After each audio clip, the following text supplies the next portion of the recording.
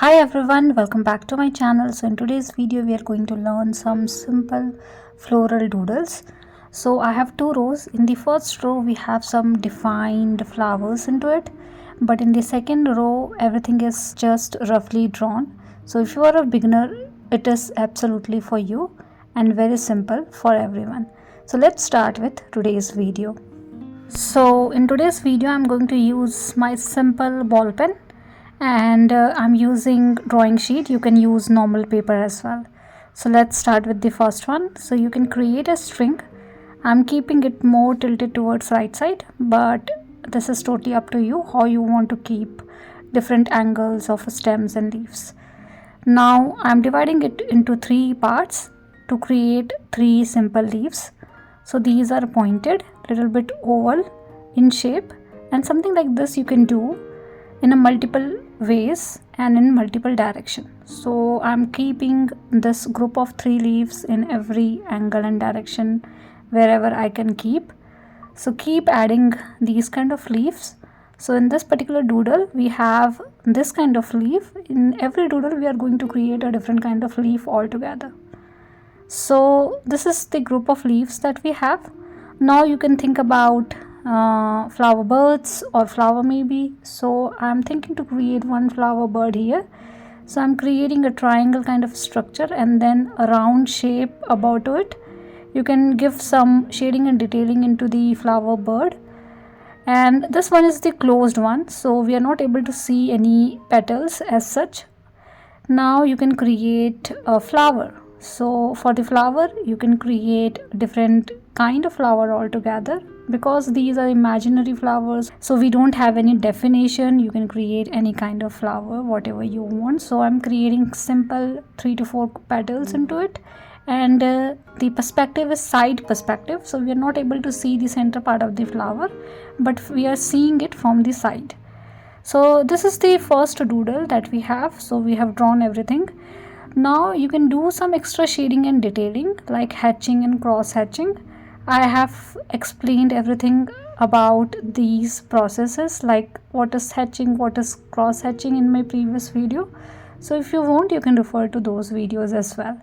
So hatching means creating parallel line close to each other to get little darker shade. So the closer the line, the darker shade you will get. Although I'm not doing it for all the leaves that we have, but I have done for couple. Now let's start with the second one. So for the second one I have created one string, again more tilted towards left side, and then I'm creating little bigger leaf this time, as you can see. So I'm creating a group of leaves to create a one single leaf, and these are bigger in size, smooth edge, and a fine negative space you can see in between the lines that we have created around the leaf area. So I'm going to create one more group in a similar way, nothing fancy as such. As you can see, it is easy to draw. I'm doing everything with the help of pen directly, but if you're not comfortable doing these with the help of pen directly, you can use pencil first, draw everything with the help of pencil, and then you can trace everything with the help of pen. Now let's create a flower bird and flower. So this one is more inspired by a rose flower, so I'm keeping bird in that way. So I have created an oval shape and I have created sepals, and then you can create an open flower. So for the rose flower it is easy. You can create a circular structure in between and then couple of petals around it. So based on your perspective you can create petals around the circular structure that you have created. And we are done with second one as well. Again you can do a little bit of shading and detailing if needed. Now in the third one I'm creating a tulip. So you can define different kind of tulip altogether, but I'm keeping it very simple. So you can create a big structure in the middle, then little curve around left and right, and then you can create little thicker stem. And for the behind petals you can do some kind of structure at the top of this flower to make it look like this is a tulip flower. Now as we know, tulip flowers have little longer and thicker leaves, so you can create little longer leaves, and you can keep the perspective of leaves little bit tilted towards downward direction, left and right. One is crossing the flower which is in behind. So something like this you can do, and then you can definitely do a little bit of shading and detailing around the petal area, and that's it. How simple it is, right? Now let's move to the last one for the first row. So again you can create a stem. Now you can think about flower. So in this one I'm keeping the flower something like this. So you can keep an oval shape to create the center part of the flower.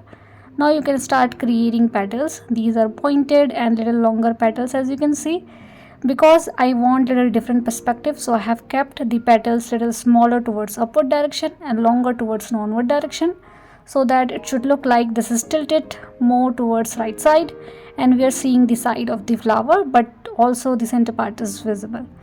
Now same thing you can do for second flower as well. Now you can see I'm also creating in between petals to make the flower a little bushier. So something like this we have done for this particular flower. You can do a little bit of shading and detailing around the petal area. I'm creating a single line because anyways this flower is bushier, having multiple petals into it. Now for the leaf, I'm keeping the leaf a little longer, and I'm keeping little serrated leaf. So you can create some zigzag pattern around the edge to make it look like a different kind of leaf altogether, but little longer and pointed. So adding little serration in this particular one makes the whole leaf different. Now let's do the another one. So in the second row I'm going to create some rough structure. So this particular flower is on the loose side, so I'm keeping multiple spikes like this in an oval shape. So you can think in your mind like you are creating an oval shape and you are creating a spikes like these. So fill the whole oval shape with these little spikes.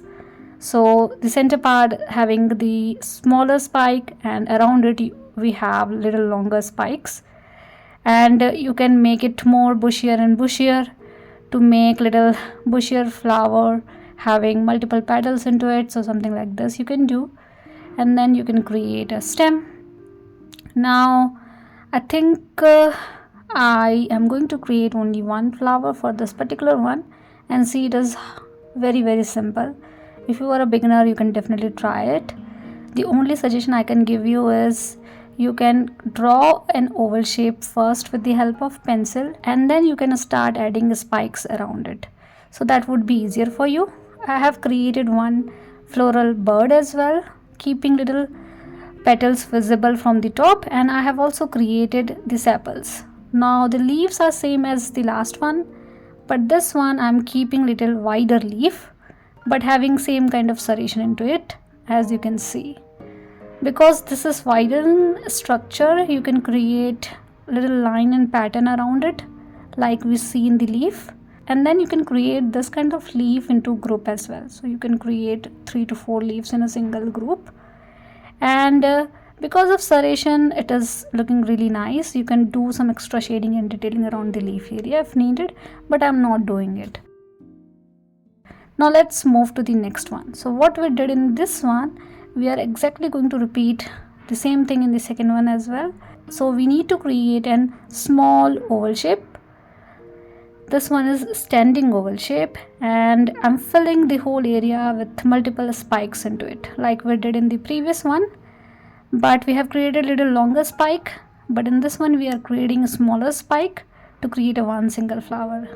These flowers you can consider it as wildflower or imaginary flower, whatever you want, but it is very easy to draw, especially when it comes to the flower doodle. I think these are amazing doodle, especially for beginners. So same thing I did again, but I have kept the perspective a little different. This one is more tilted towards downward direction, and you can create sepals at the base of the flower. So we are done with the flowers. Now for the leaf, again I am creating the substring, then main substring have multiple other substring, and then you can create little wavy leaf around it. So we have a small leaves, wavy pattern into it, combining together to create one single leaf. Now let's do the another one. This one is inspired by lavender but not like lavender at all. So I'm just going and creating a zigzag pattern like this at the tip of the string. The base is little bigger, and as we are moving towards upward direction, the structure is little smaller. Now you can create multiple spike kind of pattern or little oval kind of shape around it to make it look like this is the main flower that we have. So it is very simple. As you can see, I have not done anything fancy. I have just created some random pattern around it, and that's it. Now, like we did in the tulip flower, I'm exactly repeating the similar stuff. Longer leaf, little wavy pattern, and little bit line and shading into it. The perspective is different for all the leaves, and that's it.